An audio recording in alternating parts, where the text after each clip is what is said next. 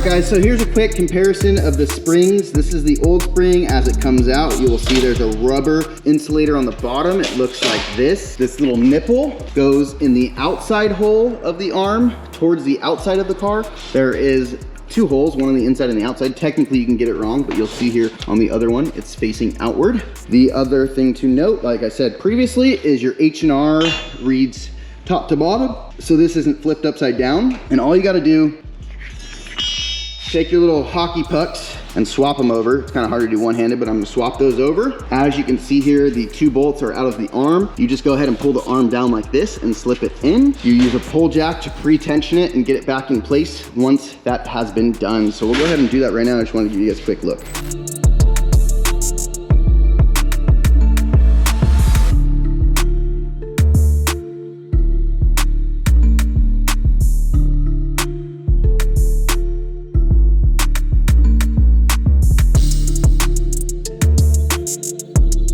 All right guys, we're working on the driver front now, putting the driver side lowering spring in. First things first, you're gonna wanna remove your cover for your strut tower. You're gonna wanna jack the car up. You're gonna want to take the wheel off. So once you get the wheel off, first things first, you're gonna wanna remove this brake line clip back here. Pull that out so that you can get extra play. Turn the light on here, so you can pull your brake line out and pull it to the side. The other thing I like to do is just pull the box off the frame rail here, and the lines clip in up here. Undo those, undo them from the strut here. You can fully undo them, but on this particular car, it doesn't need to be. What I do like to fully undo is the EDC harnesses, because they're a little shorter. Once that's done, put a little tension under the jack or under the lower arm. You'll see here, we've got it like right at the ball joint. We'll go ahead and jack the strut up just a little bit. We'll go ahead and remove our 18mm nut from the top here with an impact. Just impact it off real quick.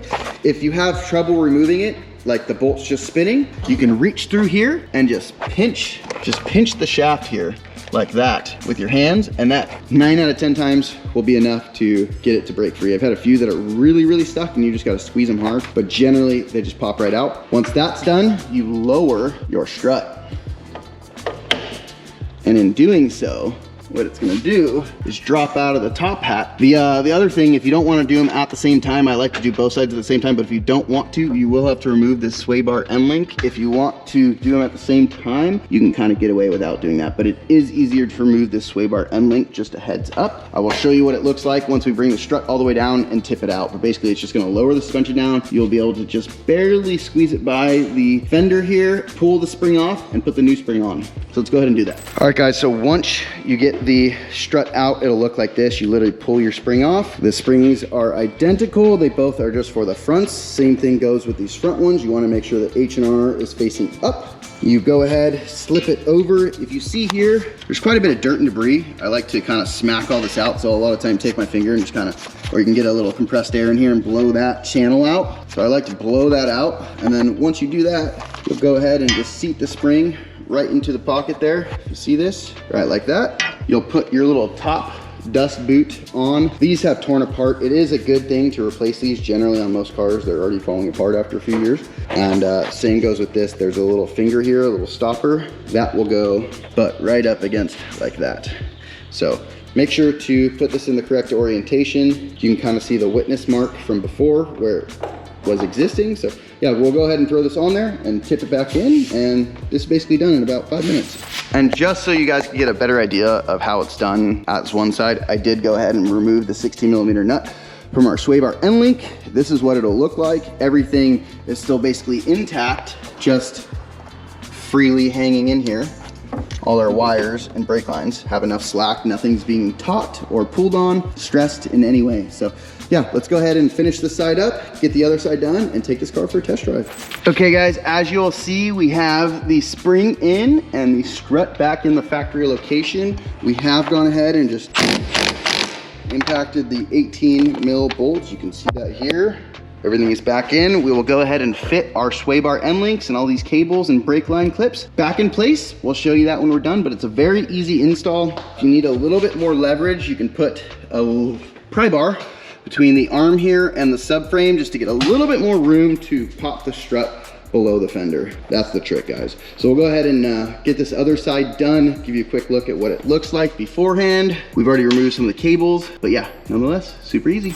We're also gonna put a new high flow air filter in the car.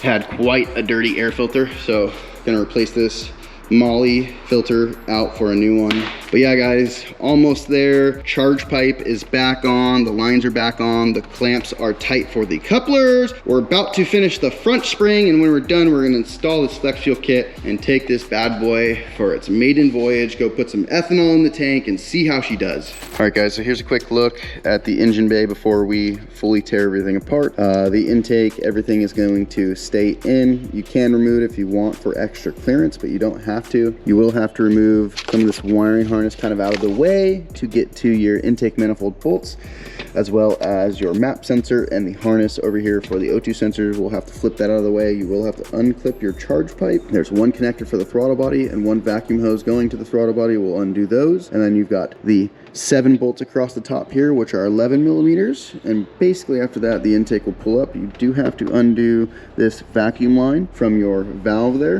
And that's basically the gist of it. We'll be showing you how to pull the intake manifold and replace the high pressure fuel pump with a Dorch DS25.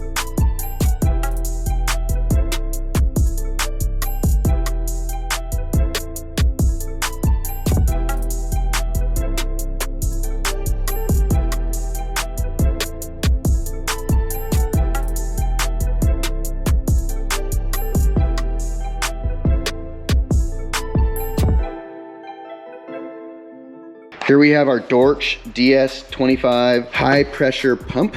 This is like your typical Standardine pump, just modified slightly for more performance. Very simple install, bolts down with 2 bolts. There is a supplied bracket that you will have to install. Go ahead and open this and show you what that looks like. So inside this here, so here we can see the supplied bracket and gasket for the Dorch DS25 pump. So first things first, you'll go ahead and bolt this to the existing location where the pump was. You'll use this black tool and the supplied hardware to mount it. This tool helps align everything so everything is straight and true and not out of whack. Make sure to use your alignment tool. The torque for that is 12 Newton meters. Once that is done, we'll pull our tool off. We'll install our high pressure pump with the longer supplied bolts and torque that to 12 Newton meters as well.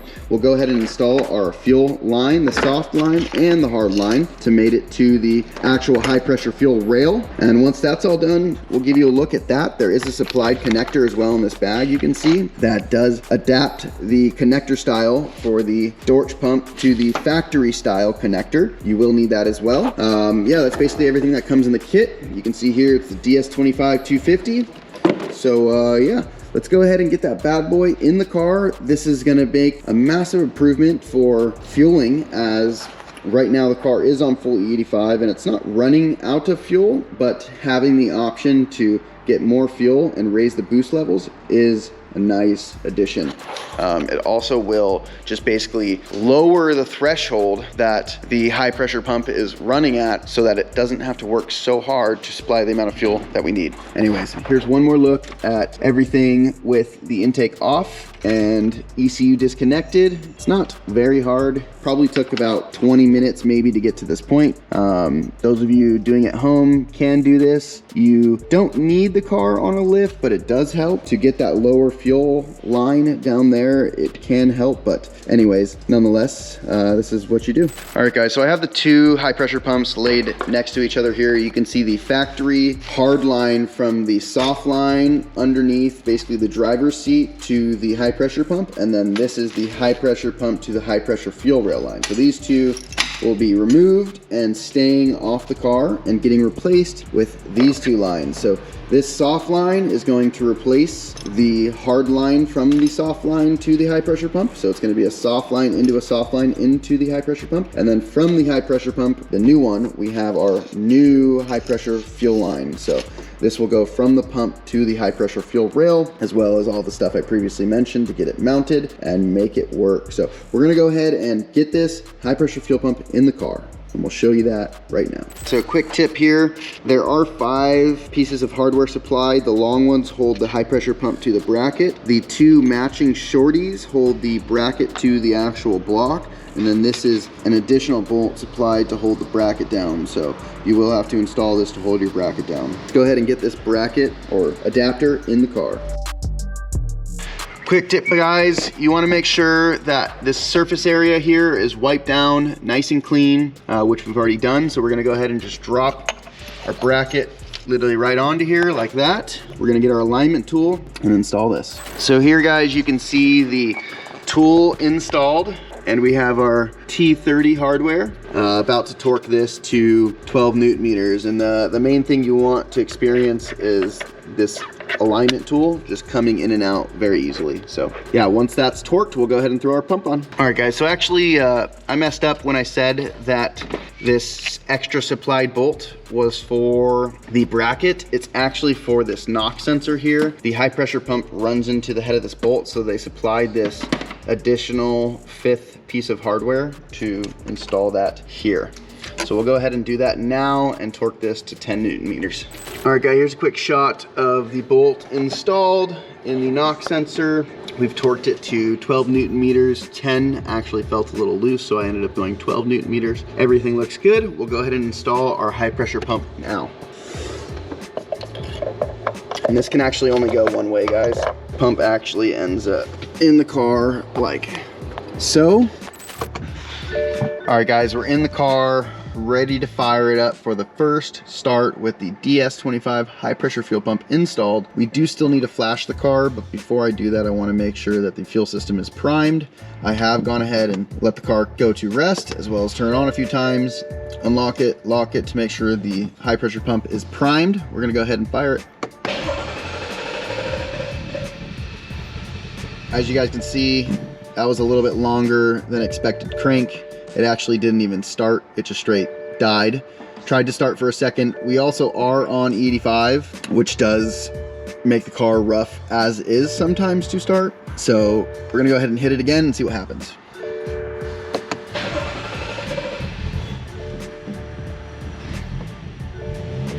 There it is, guys. I had to give it almost a little bit of gas to just kind of pick up the idle and save it from falling. It's gonna throw a drivetrain malfunction right away as it notices the fuel pump is different. So we'll go ahead and get that flashed here in a second, but overall, she seems to be idling okay now. She's kind of learning at the moment. Although the car doesn't know the fuel pump's there, we will be reflashing it, which should make it a little bit smoother. So let's see if she revs.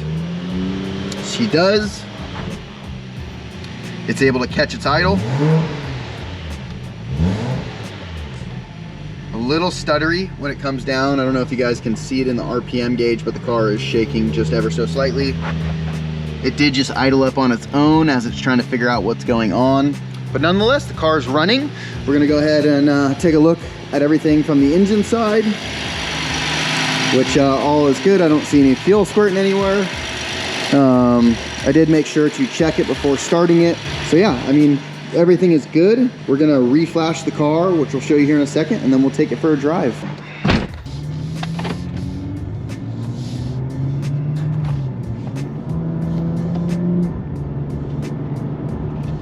Car actually won't allow us to build boost right now.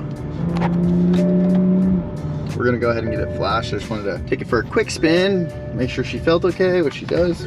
We are currently waiting on the customer to come back so we can flash it.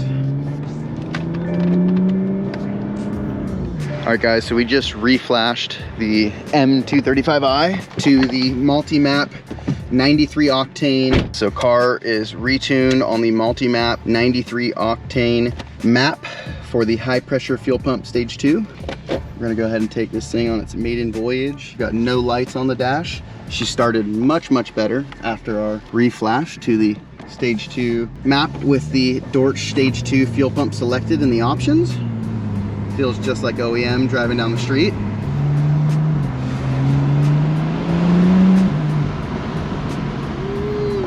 All right, guys, we're gonna do a little full here, see how she feels. Rolling it on at first.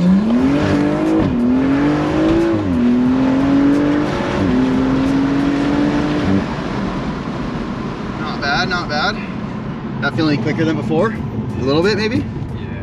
Very nice, very nice. All right, guys, so we just wanted to show you real quick. We've got our ethanol content sensor here reading 38%, so not full E, only about E40 roughly. Motor's fully warmed up. You can see cool temps here, oil temps.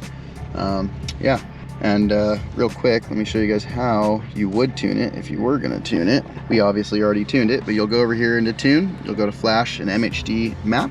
It will connect to the car. We went down to the multi-map here and chose the stage 2 high pressure fuel pump. Once you go into here, it'll come to this, which is where you'll actually write your map. The car does have to be off, but power on. Here's all our settings. We've got MHD ECA.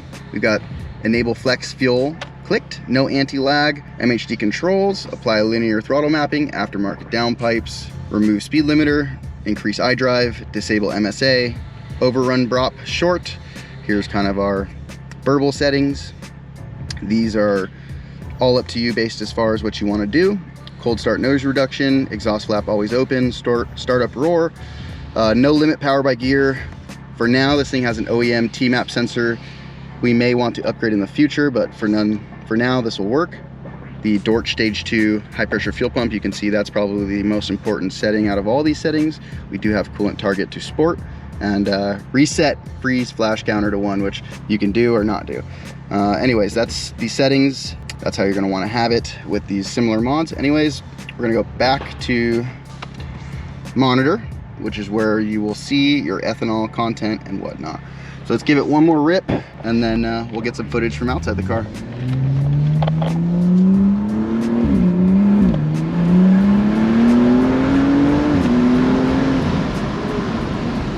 Nice and punchy. Power comes on strong, down low. At about 3,000 RPM, it feels like full boost comes on, and there's really not much lag, which is really nice. We'll even do like a second gear roll here, punching it at 2.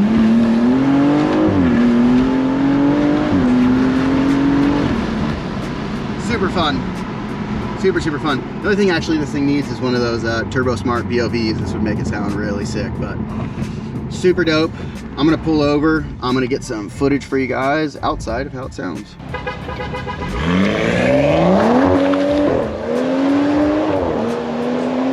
Woo! Sounds good.